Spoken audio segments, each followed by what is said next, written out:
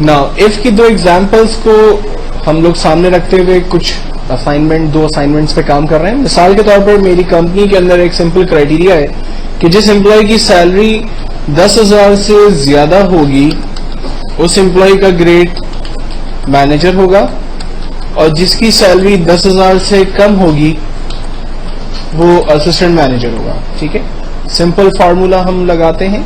पहले सवाल कर लेते हैं, like enter a name,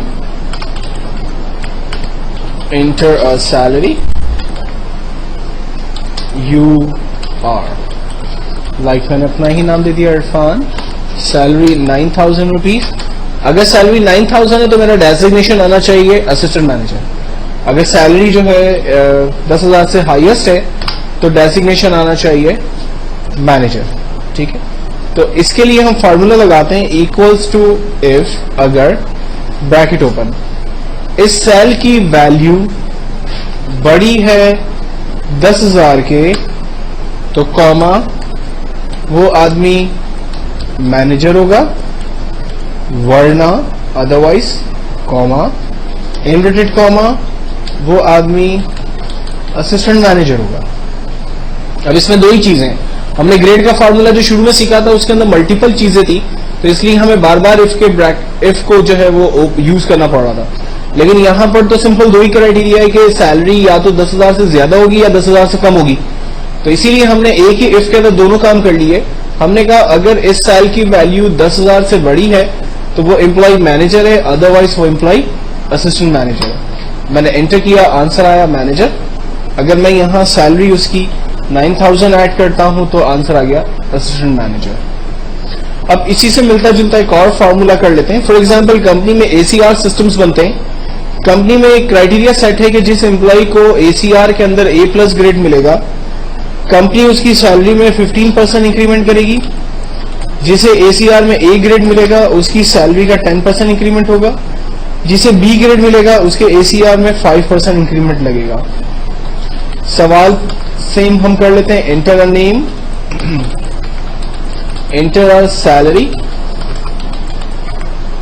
enter a grade, your new salary is.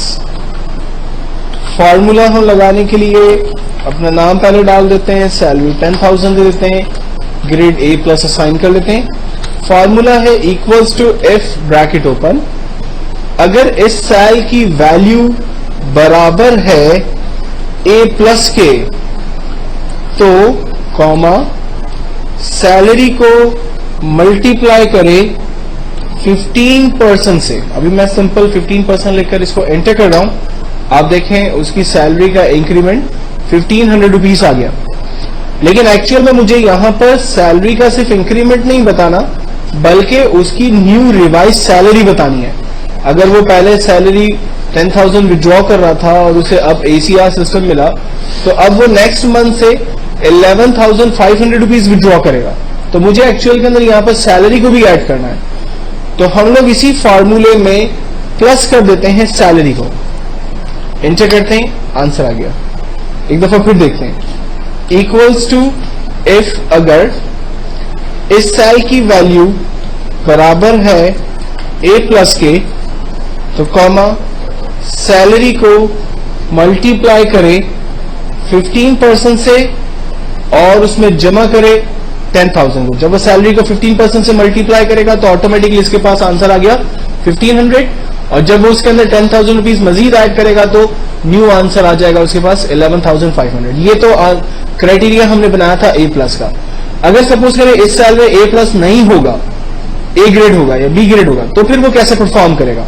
तो फिर हमें दूसरा एक क्राइटेरिया मेंटेन करना होगा और उसके लिए हमें अगेन इफ लिखना होगा।